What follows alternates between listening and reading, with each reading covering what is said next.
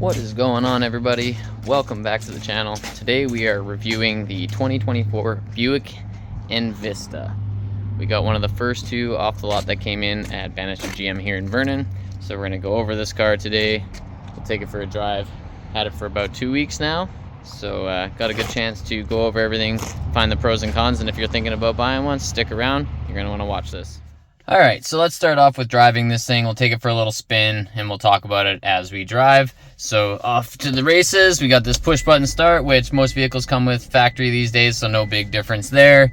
It is a very comfortable interior. There's plenty of space, as you can see, and the seats are not all the way back, and there's plenty of floor space. You do get this really cool surround screen.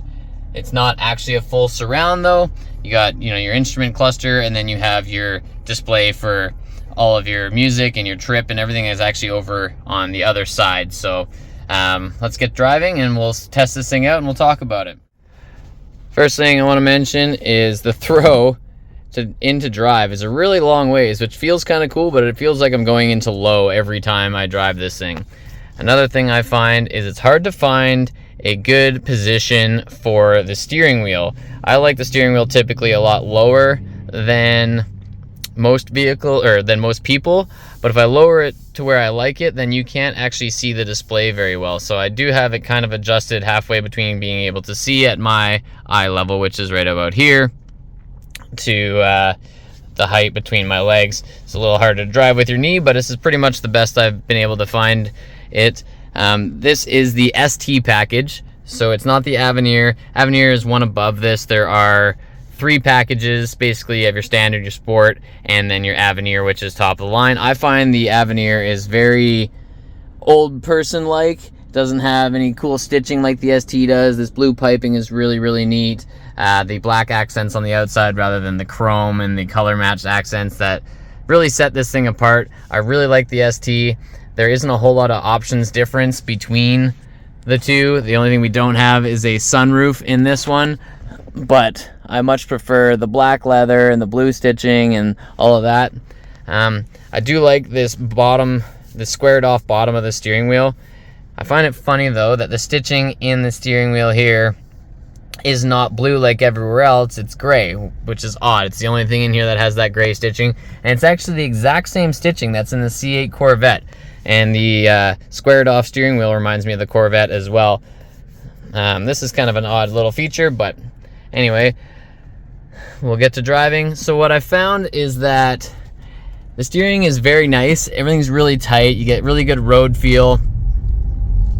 And the brakes are really good. They're not too touchy. I've driven a lot of vehicles. The Ford, I find, is very touchy with the brakes. You almost go through the windshield every time you press them. This thing feels exactly like it should in a vehicle. They work well. This thing is quite peppy, even though it's only a 1.2 liter 3-cylinder with 137 horsepower and around 160 pound-feet of torque. But it is enough to get this thing up and moving. It's not going to win any races by any means off of the line, so it really falls on its face when you try to go from a dig. But is that ever really necessary when you're cruising around? No, you just want to make sure you have good passing speed. You can pass some people and you don't have to worry about it just falling on its face at that point. So for that sense, it is more than enough for a little family go-getter. It does get really good fuel mileage. We're not very nice to the vehicle, and with 2,400 kilometers on it now, averaging 9.3 liters per 100 kilometers. Can't really complain about that. Road noise in here is pretty good. It's very quiet. It's very comfortable, and it's got a heated steering wheel, which is a must-have in any new vehicle. It's probably one of my most favorite features. It also has heated seats, button right there. It does not have air-conditioned seats, which is fine. Does have a wireless charger down in there, as well as a USB port, 2 USB ports, and a cigarette lighter, which is hard to find the 12-volt plug-in like that in most new vehicles. There's also another USB port behind the seat that I will show you once we get somewhere to review the outside of this thing. One complaint I do have is that the dash is very simplistic, and there's not a whole lot of adjustability to what you're actually looking at. And the way you have to do it is through here, and like some of your information is over there rather than looking at your music and and maps and all that. You have to kind of go into all your information over here, and this is very simplistic, and there's only a few options that you can change from. You just kind of hold this down for a second and a half, and then it pops up and you got a couple of gauge options. Let's go to gauge 1 here. Let's see if I can get to it. Oh, now it's gone. So it's just not overly user friendly, and it doesn't really change a whole lot. So again, it's just kind of basic. You got your range, temperature, fuel level, speed, and total kilometers in this mode. And again, same over here with the infotainment is where you can see a lot more information, but then it takes away from your infotainment for the things that you want to see. I wouldn't mind being able to see that in the middle of all your, speed and all that, is what fuel economy you're getting and all that sort of stuff. So that'd be my one gripe for it, but other than that, it's a pretty good vehicle. One thing it doesn't have is a wiper for the back window. It's kind of got a really steep angle to that rear window, and it can get dirty, but it doesn't have a wiper to clean it, but it does have defrost, which is cool, so you can unthaw it in the wintertime, everything like that. But yeah, not the end of the world. I think it would look kind of stupid with a rear view wiper, or rear window wiper, but it would be handy as well, but not really the end of the world. Very, very minor things to pick apart in this car.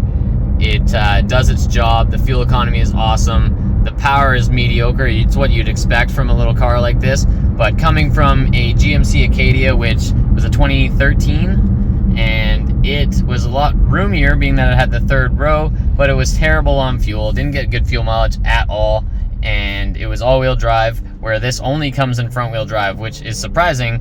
I would guess that in the future they will probably come out with another version of this that does have all-wheel drive. Maybe they'll bump it up to a 4-cylinder to kind of offset the power loss of the all-wheel drive and give you just a few more horsepower that this thing really could use. But if you're looking for just a really good around town car, travel car, whichever, you got a few kids, that's what we have, right? We just got enough room for all the kids in here. But if we all want to go on a big family trip, it's probably not big enough to pack, 5 people in plus all your luggage, but there is quite a decent amount of storage space. The Acadia is better for, say, like a long trip with a lot of people, being with that third row and good storage space, but for the majority of 90% of the driving, this is a much better option. And the price range of it, you can't beat it. It starts in the high 20,000s kind of thing, and by the time we put a few grand down and we traded in the Acadia, which we got hosed on, I think we got $5,700 for it or something like that, not a whole lot, and put that down on it and a couple more grand, we were able to keep the payments pretty well the same as the Acadia was, a little bit more. It's just over $200 a month, or sorry, $200 bi-weekly for this thing. So for one of the cheapest vehicles on the market today, I think it's quite the steal. You get quite a good amount of money, or vehicle for the money. Another thing I like is the sound of the turn signal on this car is different than anything else I've driven, and it's nice and subtle. It's not too annoying, so if you're stuck at a light for a long time, the turn signal, the weird things that I find interesting and like in cars is just like right now, we'll turn on the turn signal, you can listen to it. It's very subtle. It's not annoying at all. Some turn signals on some cars is just god awful, and it just gets super annoying that I don't even end up using it if we're sitting at a light in a turn lane for a long time. So it does have Android Auto, Apple CarPlay, and you can go through your climate control settings, all your settings. It does have Wi-Fi, all of those sort of things. And what I really like about this ST model is that it has physical buttons for your climate control.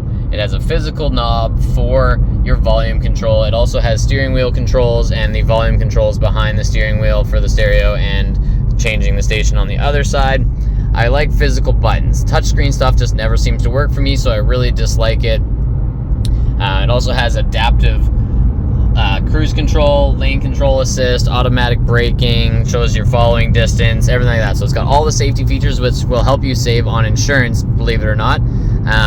So that's all great. The sound system is really, really good. I wish I could show you, but it copyright infringement, can't put it on YouTube if I end up playing some music. But the stereo, take my word for it, I love music. The stereo is really, really good in this, especially in comparison to my 2022 and a half Silverado. That thing cuts out when you start to get to high volumes, and it just sounds terrible, where this is a much better system. So really good cruising. You know, it's just really comfortable. As you can hear, it's not too loud in here. You can hear me quite well, and yeah, you won't find it very uncomfortable at all. There's tons of legroom front and rear, so the whole family can fit in, and there's still surprisingly a lot of storage space in the rear, being that this thing is not very light at over, I forget what the weight of it is, but it's not the lightest car in the world. And having a small motor like this, it gets around just fine. It is definitely slow, especially in comparison to some of my other vehicles, if you've seen on the channel that I have some supercars and stuff, but this thing does the trick. So let's get in the fast lane, and you can see it picks up the pace quite nicely. If the traffic would do the same, that would be great, but we'll get into a little bit of a dead road up ahead here, and we'll do some pulls, and I'll show you how it's really slow off the line. All right, so we found a bit of a dead road here with some twists and turns. We'll give it a launch from a dig. We'll see how breakneck speed this thing really is, but I can tell you right now, it's not. I've done some pulls with it, and it's just not that fast. But once you're up and moving, I guess maybe that's the turbo lag that's happening, but once it's up and moving, this thing's quite peppy, and it steers really nicely. It's quite small feeling, so parking lots, everything like that, trying to park it is really great. It feels much more nimble, a lot less body roll. It's quite tight. It's a very well driving car. It drives like a car, not a crossover or an SUV. The Acadia felt very floaty. It was harder to park, and yeah, we'll do a pull here. All right, here we go. From a standstill, flat out. Not too bad. Can't really complain about it at all. It just tends to have a little bit of slouch going on, but the brakes also work extremely well. So let's pull over here, and we will go over the interior and exterior styling. But if you're looking for a rocket ship like a Lamborghini Urus, this is not the car for you. However, if you're looking for something that is fuel efficient and has all the new tech features that you need, and a nice warm butt, heated steering wheel, Android Auto, and something that's going to get you from point A to point B without being electric, well, this is the next best thing to being electric, because it's damn near silent and it just sips fuel. So let's go over this thing. So the car is running right now, and you could never even hear it. It's so silent. That is one benefit. And speaking of potentially passing as an electric vehicle, there's no visible taillights, or sorry, visible exhaust at all. It's all tucked up underneath, so can't even tell that this thing runs on gas. It is a tiny little 3-cylinder motor. I love this red color. I'm not usually a red fan, but this thing looks really good, and I like the fact that the ST has these 18-inch wheels where the Avenir has a 19-inch wheel. 19-inch wheels are harder to come by. They're a lot more expensive. You got a lot less options for them. They are becoming more and more popular these days, but an 18, in my opinion, is just better, especially if you're on a budget and you're buying a budget vehicle. Why not go with a tire that's not going to cost you an arm and a leg, or you're going to really have to search for when you're all done. The black wheels and the black surround, all the black accents just really do this car justice. I love, you know, how it just looks nice and sleek. It really does look like a Lamborghini Urus to an extent. It doesn't have quite the aggressive styling on the front end, but the headlights are very nice. What you think are the headlights, you know, here are more of a marker light and a daytime running light, but the actual headlight itself is down below, and they are extremely bright, so you won't be unhappy with the brightness of the headlights or being able to see at night at all. The front end just has a really nice aggressive look to it, and it's not a very tiny car. Like, it looks tiny, but from the inside you would never think that it's this small, but from the outside, yeah, it's quite nice looking. It looks bigger in pictures than when we actually got it. Like I said, this is the second one that came in. Well, two came in at the exact same time to the Bannister GM dealership here, and I was there the moment they both got unloaded off the truck, and within a few days we had the papers signed for this thing. So it was a no-brainer. I got kind of really sucked into looking at these things and researching them when I seen how much they looked like an Urus, and I kind of mentioned it to the old lady, and we were sold right there. So let's have a look at the interior. So let's start in the rear here. It does have a automatic opener in the back and auto closing as well. It comes with the deck lid up above. Back the camera up here so we can actually see. So it comes with the deck lid. It's got plenty of storage back here for all your groceries. Probably fit a couple of good sized suitcases and carry on and whatnot. You got a pocket over here for whatever. We got some cleaning supplies in there. Spare tire. So it does actually come with a spare tire. Room behind it, beside it, for your snow brushes and whatnot. And the seats do fold down completely flat. If you were to take this trunk lid out and fold the seats down, you could, if you're in a pinch. Let's see here. Auto closing as well. I do like this little ripple that you can see in here. Just weird subtle touches. Again, on the inside, you got this nice blue stitching, soft touch door handles, and then your basic hard plastic up here. Nothing too fancy. Door pockets. And like I said, the seats fold down flat. Let's get them both folded down here. Fold down flat. And worst case scenario, you get stuck on the side of the road or you want to go camping for a night, you can lay down in here. Right now, I am laid down kitty corner. My head's not even hitting the trunk really yet, and my feet aren't really off the end. I am not the tallest person in the world. I'm only about 5'8". So being only 5'8", sitting in here, it's kind of dark and hard to see. But with everything folded down, you could definitely sleep in here if you were hard up and needed to, that's for sure. Worst case scenario, you hang your feet off of this end. Not the end of the world, but there's still plenty of room to put any sort of skis, snowboard. You could probably even fit your bike in here if you really needed to. And you got more storage again up top on the top here, which this is also removable if you were gonna take a nap in here or something. Seats flip up manually. They just click into place. Fairly nice leather, nothing too fancy. Again, you got your blue stitching in the seat here and blue stitching in here. There is a pocket on the back of the passenger seat, but not on the driver's seat for whatever weird reason. Got a small pocket in the back of the console there, as well as a USB-C and USB-A or whatever it is, the standard USB. Again, door pockets on the side. Windows come pre-tinted, which I love. And I like the little shark fin of an antenna. Again, back seat, as I should show you, I guess, the foot room or leg room.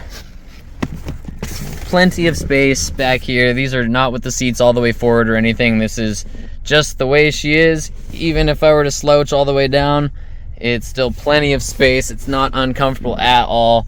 It's got just as much space as my truck, damn near, I would say.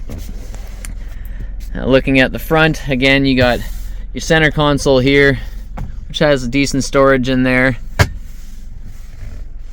Got two cup holders, which are fairly large, so you can actually fit drinks in it for once.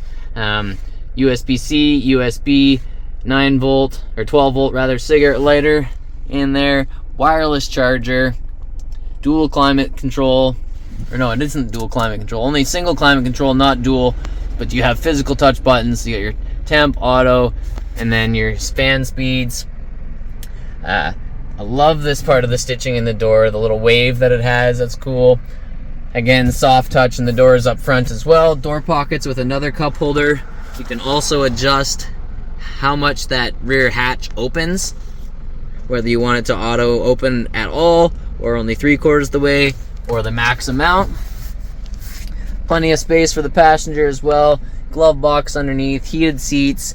No rear heated seats, so these seats back here are not heated, but it's such a small cab, everything heats up really well. The heat in this thing works good, the AC works good.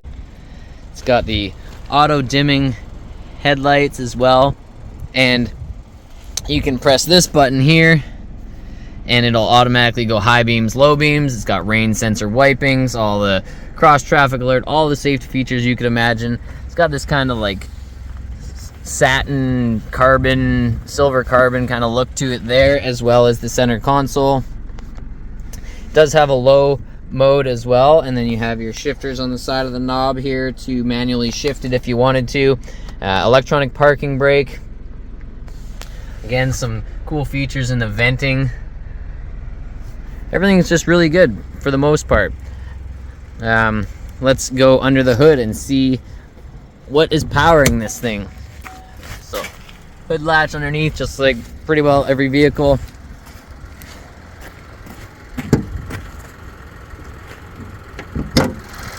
And there she is, the little baby 1.2 liter 3-cylinder pushing out a whopping 137 horsepower.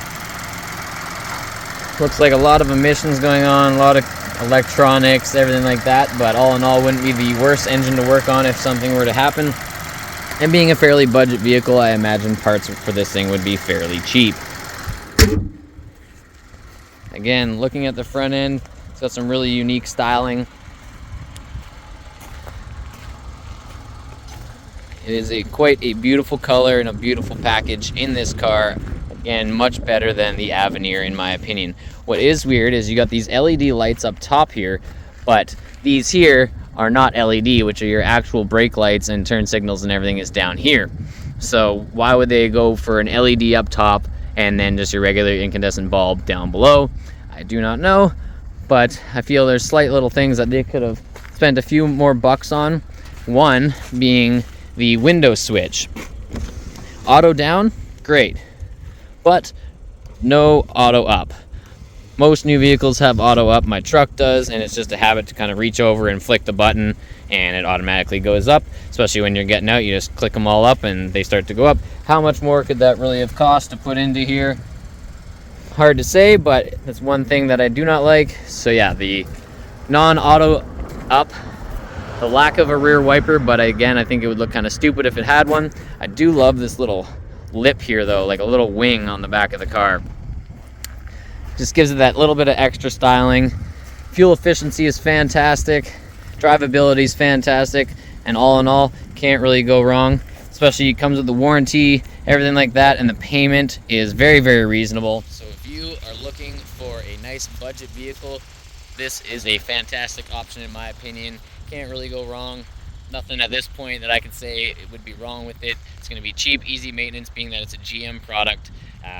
It drives very, very nicely. It should be very reliable. It gets very good fuel mileage, and it's a beautiful car. Sure, it's not a 400, 500, 600 plus horsepower Lamborghini Urus with insane aggressive aero and styling, but it's the damn near closest thing you're going to get for about 1/10 of the price. So how do you beat that? For 1/10 of the price, I would take this any day. Not to mention the fuel economy. If you're doing any sort of long trips or back and forth to a job, you're going to save so much money on fuel compared to a lot of other vehicles. So if you're in the market for a new vehicle, don't sleep on Buick. I know everybody thinks Buick's for, you know, old people, but it's no joke, man. Buick's coming a long ways. They're really coming out with some sporty looking vehicles, and I think you're going to be happy with it. We are certainly happy with this purchase, and if anything else pops up, I'll make sure to do a video in the future, and that way we can continue to share the journey of this new 2024 Buick Envista. This is the first year of the vehicle, and it shares its platform with the GMC or the Chevy Trax. So it's basically the same vehicle, same platform as the Trax, and yeah, this is just a little more round with that kind of a fastback slope to the rear rather than the squared off look that the Trax has that every vehicle these days seems to look like. This is just a little bit different styling, so we'll see how the styling goes down in history, whether it stays relevant, stays modern, and you know, holds its value or not, or is it gonna be ugly in a few years. I know some vehicles when they first come out, I'm like, ooh, that's very beautiful, I like that, it's something different, and then after a few years, all of a sudden it looks like it's a piece of plastic and it just didn't age well at all. The Palisade I found was beautiful when it came out. It was like a little Tahoe looking vehicle, and the inside is beautiful, but then I see some specs of the Palisades driving around a few years later now, and I'm just like, it's okay looking. But all in all, so far, can't be beat. Follow along, hit that subscribe, hit that like if you found this video useful. I know when I was looking into buying this vehicle, it was really hard to find anything on it. So if this was helpful to you and helped you make your decision on wanting to buy one or not, hit that like, hit that subscribe. It really helps me out, or leave a comment.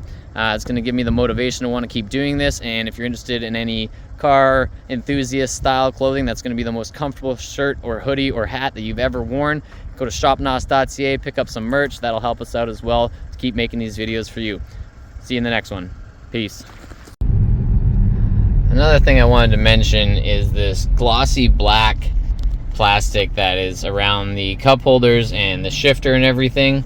It being gloss black, if you wear any sort of rings or anything, there's already some scratches. Now that it's getting dark out, you can't really see it, but the shifter there has some scratches on it, and same thing, you miss with your metal coffee cup or something, there could potentially be some scratches that end up on there quite quickly, being that we've had this thing for maybe a month at the most, and there's already some scratches on there. I think over time that's going to wear pretty badly, but it looks fantastic. Just something to keep in mind and to consider when you're messing about in here. I think another thing that really helps this thing be kind of peppy and get the fuel mileage that it does, and you know, to not feel super slow, is the fact that it has a 6-speed transmission, not a 5-speed or anything like that. So it really, you know, ends up putting you in the right gear when you need that power to pass or just to boot around. And being so small, you can, you know, pass all these semis just like that in the lane when there's a tight squeeze. Braking is phenomenal. It's just real zippy around town. Can't really beat it at all. One feature I hate on my Silverado is the auto start stop feature. In this car, it's actually not too bad at all. It engages much smoother, so when you let off the pedal and it fires up the motor again to get going, like once this light goes green, you won't even really notice it. So there, it fired up and we carry on and keep moving. When I try to, you know, race off a light in my Silverado, it really lurches forward and kind of like skips a gear, and it has a little hard time figuring out what it wants to do in life, and I really hate it. So I always turn it off every time I go for a drive in my truck. I wish there was a way to permanently disable it, but in this car you don't even really notice it. So it's a much better design, or maybe it's just the difference in power or something in this car, but it just tends to work and it doesn't bother me nearly as much. What does bother me is the lane assist, the little button down here. If you have that on, it really doesn't know how to put you in between the lines. It'll save you if you're not paying attention and you start to drift over, but it doesn't auto-correct the other direction. So all of a sudden, you cross the white line, it'll kick you back to the yellow line, but it doesn't put you in the middle of the lane. It just sends you back to the left, and then it has to catch itself again. You end up just like swerving all over, and I personally don't like it. But the adaptive cruise control that slows down automatically when you get too close to another vehicle that's in front of you, that all works really well. So the cruise control aspect is good, but the lane control I think still needs work. But it doesn't have a million cameras on it like a Tesla or something that has like autonomous driving. But it's there if you need it, and if you like that sort of thing, it's great. But me personally, I would rather be in control. Backup camera works very well as well, so that's a nice feature.